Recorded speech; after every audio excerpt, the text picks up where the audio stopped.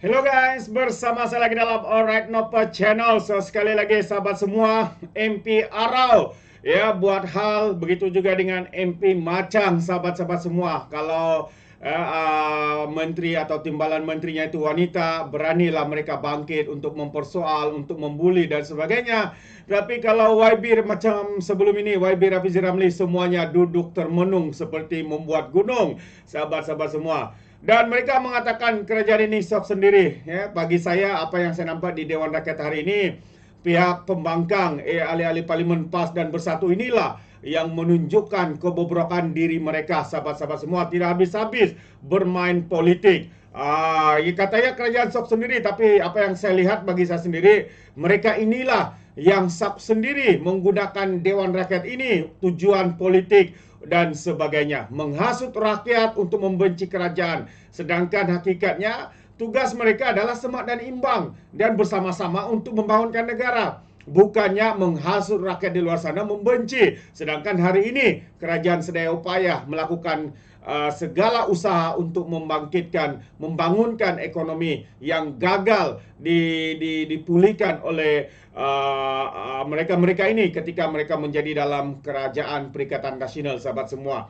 Jadi menarik untuk kita tonton video ini, apakah yang dikatakan oleh MP Arau ini yang begitu memualkan sekali, sahabat-sahabat semua. Jadi tanpa buang masa, mari kita tonton bersama video ini. Aduh, saya nak bagi tahu sekali lagi, ini yang syok sendiri ni. Kerajaan sekarang berada dalam suasana syok sendiri. Dia kata rakyat gembira. Pergilah tanya rakyat. Saya tanya pegawai parlimen, kamu seronok ke sana? Dia kata seronoklah kerja, tapi tak seronok sebab barang mahal. Tanya pengurusi, dia balik Lanang esok. Tanya, dia balik tanya rakyat. Rakyat juga tak puas hati. Barang naik dan sebagainya. Tetapi kerajaan kata rakyat bagus, gembira. Di mana rakyat gembira? Kenapa di kawasan mereka indeks kegembiraan jatuh? Padahal indeks kegembiraan naik di negeri yang lain. Jadi JECOM ni patut diperbetulkan. Ya. Sedikit pecahlah, boleh? 5 saat. Setuju tak bahawa menteri-menteri kerajaan ini berada di planet lain, bukan berada di bumi? Kerana tidak menyedari apa yang berlaku. Setuju atau tidak? Bolehlah ni masuklah ucapan saya. Sebab saya tak boleh cakap sini, saya takut hilang puasa saya, apalah saya. Jadi saya setujulah supaya masuk sebagai ucapan saya. Jadi sekarang ni JECOM ini supaya membetulkan keadaan. Hari ini sebab kita minta JECOM telah betulkan. Menteri kata, dulu saya dah bawa benda ni, bahawa orang miskin patut dibawa kepada pembangunan. Bukan pembangunan pergi kepada orang miskin. Sebagai contoh, membina jalan di Sarawak, yang hormat, 100 juta. Penduduk di sana 100 orang. Kalau you bawa jalan pergi 100 juta, yang untung bukan dia. Dia cuma tanam dan sebagainya. Kerana kena fikir, zaman sekarang dah berubah. Tanam pokok, lepas tu dia nak jual. 100 km nak jual apa? Bagi dia satu orang 1 juta, pindah kepada pembangunan, ke bandar. Lepas tu, kita bagi dia peluang pekerjaan di bandar. Lebih mudah, lebih menguntungkan kita bagi wang tertentu kepada mereka daripada kita bawa jalan pergi sana. Yang bila kita bina jalan, kiri kanan akan ada hutan yang telah diterka. Ya Tuan Tunggu. Sikit saya nak tanya. Kalau lihat pada perbahasan yang dibuat tiga-tiga daripada Perikatan Nasional, soalannya kerajaan tidak serius terhadap isu ini. Sedangkan permohonan dimohon ini sangat besar. Apakah Arau setuju bahawa peruntukan yang ini sepatutnya tidak perlu sebenarnya, tapi kita tidak pilihan, kerana simple majority saja untuk lulus. Tapi sebenarnya peruntukan ini sangat tidak menasabah diluluskan. Sepatutnya, kerana kita lihat tiada serius pihak yang mohon untuk memperuntukkan, sedangkan yang dibahas ialah perkara yang di luar daripada apa yang sepatutnya. Tak pandangan. Terima kasih. Kita itu sebahagian daripada ucapan saya. Dan akhir sekali Puan Pengurusi, ya. Saya nak balik sekali lagi. Saya pernah bawa dulu tentang cerita pembangunan pergi kepada orang miskin ataupun orang miskin datang kepada pembangunan. Sebab membina 100 km jalan, katalah 100 juta, dia akan merugikan. Kiri kanan jalan orang akan terokau, hutan kita rugi. Tetapi apa yang ditanam di sana tak menjamin untuk memberi ekonomi yang bagus. Menteri Ekonomi dia ada pemikiran macam tu. Dia boleh cucuk tanam dan sebagainya. Ni zaman moden. Kita kena ingat, nak bagi mereka berjaya, mereka kena datang pada pembangunan. Terima kasih. kerana telah memberi amaran. Tapi Arau kepada- keluar tajuk. Ini Minta jawatan jalan, kuasa Arau. Kementerian Ya, Komunikasi. silakan. Yang berhormat Timbalan Menteri, sila jawab dalam masa 10 minit. Terima kasih Puan Pengerusi. Terima kasih saya ucapkan kepada Yang Berhormat Machang, Kuala Trai dan juga Arau ataslah pembahasan mereka. Pertama saya nak sentuh tentang isu MyGCC yang telah disebut olehlah tiga orang ahli yang berhormat. Saya nak jelaskan di sini bahawa MyGCC adalah pusat panggilan kerajaan Malaysia. Jadi, social media hanya salah satu daripada 8 platform yang telah disediakan olehlah MyGCC. MyGCC ditubuhkan pada tahun 2012 dalam usaha untuk mempertingkatkan kecekapan penyampaian perkhidmatan kerajaan. MyGCC mempunyai hala tuju untuk menjadi pusat rujukan berpusat yang membekalkan maklumat berintegriti berkaitan perkhidmatan agensi-agensi kerajaan. Orang awam boleh berhubung dengan MyGCC melalui pelbagai jenis saluran yang disediakan dengan hanya satu nombor tunggal iaitu 03 8000 8000. Ini secara tidak langsung menjadikan MyGCC sebagai barisan hadapan komunikasi kerajaan denganlah pihak awam. MyGCC adalah salah sebuah bahagian yang ada di bawah Kementerian Komunikasi. Sebelum ini, MyGCC berada di bawah Mampu, Jabatan Perdana Menteri, sehingganya diletakkan di bawah kawah selia Kementerian Komunikasi. Berkuat kuasa pertengahan Disember 2023. Sehingga kini, terdapat 45 agensi yang berkooperasi dengan MyGCC dan agensi-agensi ini menggunakan 30 8000 8000 sepenuhnya sebagai saluran perhubungan dengan orang awam. Kerjasama antara MyGCC dan juga agensi melalui program libat urus yang dinamakan sebagai Strategic Partner for Actions, Relations and Knowledge (SPARK) diwujudkan bagi memastikan maklumat perkhidmatan kerajaan disebarluaskan denganlah lebih cekap dan berkesan kepada umum. Secara keseluruhan, MyGCC telah berjaya mencatatkan transaksi perkhidmatan berjumlah 12,882,602 transaksi sejak ia beroperasi mulai 12 November 2012 sehingga 31 Disember 2023. Berikut adalah perincian transaksi MyGCC pada tahun 2019 sehingga 2023. Pada tahun 2019, transaksi yang direkod oleh MyGCC adalah sebanyak 1.124 juta. Okay. Hotline panggilan adalah 1.1 juta. Interactive voice response adalah 3,000. SMS 1,421, email 4,300 dan FB 149. Pada tahun 2022 tahun 2020 transaksi yang direkod olehlah MyGCC adalah sebanyak 1.376 juta. Tahun 2021 transaksi yang direkod adalah 1.14 juta. Dan pada tahun 2022, transaksi yang direkod adalah sebanyak 913,207. Tahun 2023, transaksi yang direkod adalah sebanyak 970,625. Jadi untuk secara keseluruhan sejak 2015 hinggalah 2023, transaksi yang telah direkodkan adalah sebanyak 5,526 juta, iaitu 3,028 transaksi setiap hari. Social media yang dirujuk olehlah Yang Berhormat Machang, sebenarnya peratusannya memang rendah. Tetapi kita perlu faham bahawa MyGCC adalah tarian hotline. Jadi mereka punya main business memang adalah panggilan core. Jadi saya rasa tak adil kalau kita menilai keberkesanan MyGCC hanya rujuk kepada social media mereka. Kerana kebanyakan masa adalah apabila rakyat ada isu tentanglah MyJPJ, tentanglah immigration, tentanglah bagaimana nak buat pasport. Kalau mereka tak tahu mana satu nombor untuk panggil, mereka akan hubungi MyGCC. Ini adalah untuk menjelaskan pertanyaan-pertanyaan daripada Yang Berhormat Machang. Selain daripada itu, Yang Berhormat Machang juga tanya tentang siasatan terhadap mantan KP Jecom. Saya nak tegaskan di sini bahawa siasatan itu dilaksanakan oleh PDRM. Jadi saya rasa lebih patut bahawa soalan itu dipanjangkan kepada Menteri Dalam Negeri dan bukanlah kementerian saya. Kerana apabila KP Jecom ini letak jawatan, kami tidak terlibat dalam apa-apa siasatan terhadap beliau.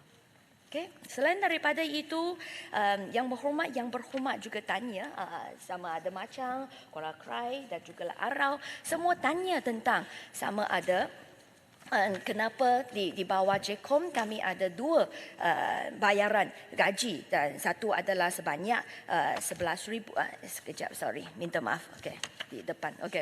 Satu adalah aluminium sebanyak 6.1 juta dan satu lagi adalah aluminium kontrak, kaki tangan kontrak sebanyak 12 juta ringgit. Untuk makluman yang berhormat, perjawatan yang ada di dalam Jecom adalah sebanyak 155 perjawatan dan perjawatan yang telah diisi setakat ini adalah sebanyak Menteri. 99. Sekejap, baik, biar saya habiskan ayat ni. Dan pada masa yang sama, memang ada perjawatan kontrak di bawah Jecom. Perjawatan yang diwujud adalah sebanyak 307 perjawatan dan setakat ini yang telah isi adalah sebanyak 239. Sebab tu dalam butiran ada dua. Satu adalah gaji dan upahan iaitu OS 10 iaitu aluminium 1000 dan pada masa yang sama kita juga ada OS 29 iaitu aluminium kaki tangan kontrak yang sebanyak 12 juta ringgit. Okey, terima kasih Ketua. Berkaitan dengan MyGCC tadi, apa yang saya dengar tadi, tak silap saya dengar bahawa berlaku penurunan penggunaan daripada 2019, 2020, 2021, 2022 berlaku penurunan sehingga 2022 itu sehingga 5,000 saja. Persoalan saya, apakah punca penurunan tersebut dan jika rakyat dah tak berminat menggunakan MyGCC ini, adakah kerajaan untuk nak hapuskan MyGCC ini untuk masa-masa akan datang? Terima kasih. Terima kasih Ahli Yang Berhormat atas soalan tersebut. Memang betul bahawa pada tahun 2022 dan pada tahun 2020 dan juga tahun 2021 kita memang nampak bahawa transaksi yang direkodkan oleh MyGCC sangat-sangat tinggi.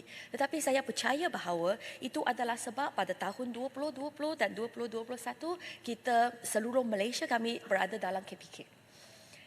MCO. Jadi pada masa tu memang MyGCC diminta olehlah MKL untuklah menjadi saluran untuklah menyampaikan informasi kepada rakyat jelata. Setakat hari ini sepanjanglah tahun 2023 yang untuk maklumat Yang Berhormat, setiap hari secara purata MyGCC masih menerima panggilan ataupun transaksi sebanyak lebih daripada 2,600. Jadi memang kami akan teruslah mengkaji sebagaimana kita bolehlah meningkatkan lagi keberkesanan MyGCC. Kami akan bekerja rapat dengan agensi-agensi yang lain. Tetapi kalau sampai masa yang kita rasa bahawa MyGCC walaupun mereka terima panggilan ataupun transaksi pertanyaan sebanyak 2,600 lebih setiap hari, kita rasa mereka boleh memain peranan yang lebih tiada peranan untuk mereka. Jadi saya rasa kami boleh jugalah mengkaji apa peranan yang lebih sesuai untuklah dimainkan oleh MyGCC. Untuk maklumat Yang Berhormat, sepanjang tahun 2023 transaksi yang direkodkan adalah 970,595 iaitu 2,659 transaksi setiap hari. Biar saya jawab tentang Jecom. Ya, saya jawab. Sila. Yang Hormat, Yang Hormat menyebut apa tu tentang 2,000 lebih panggilan satu hari. Apakah termasuk juga panggilan berulang? Jadi panggilan berulang ni ada orang ulang 2-3 kali. Satu. Yang keduanya ialah apakah kecapaian bagaimana nak mengukur kecapaian daripada panggilan yang dibuat ni. Contohnya dia minta tanya pasport, dah selesai. Dia minta minta dia tanya kenapa barang naik harga, adakah dia selesai. Bagaimana nak ukur kejayaan. Dia panggil 2,000, berapa ribu yang dia berjaya. Terima kasih. Terima kasih ahli yang berhormat Arau. MyGCC telah meletakkan pencapaian tahap perkhidmatan ataupun kita panggil service level yang izin pada paras 90% dan pencapaian service level sehingga 31 Disember 2023 adalah sebanyak 98.41%. Bagi indeks kepuasan perangan ataupun kita panggil Customer Satisfaction Index CSI, tahap yang ditetapkan ialah 90% sehingga Disember 2023 dan MyGCC berjaya mencapai 97.06%. Kedua-dua kayu ukur ini digunakan bagi memastikan perkhidmatan MyGCC berada di tahap optimum. Saya nak rumuskan jawapan. Ya, masa sudah habis, jadi saya hanya nak sebut tentang JCOM. Yang berhormat Macang, Kuala Krai, Macang dan jugalah Arau semua tanya sama ada JCOM adalah lidah parti politik, sama adalah orang-orang yang lantik adalah lantikan politik dan sama ada JCOM wajarlah dibubarkan. Tapi saya nak tanya dan saya nak ingatkan ahli-ahli yang berhormat di sini bahawa JCOM ini ditubuhkan pada 1 hari bulan Februari 2021. Masa tu saya duduk di sebelah sebagailah ahli parlimen pembangkang. Jadi ini bukan agensi baru yang baru ditubuhkan oleh kerajaan sekarang, tetapi sudah tubuh pada tahun 2021.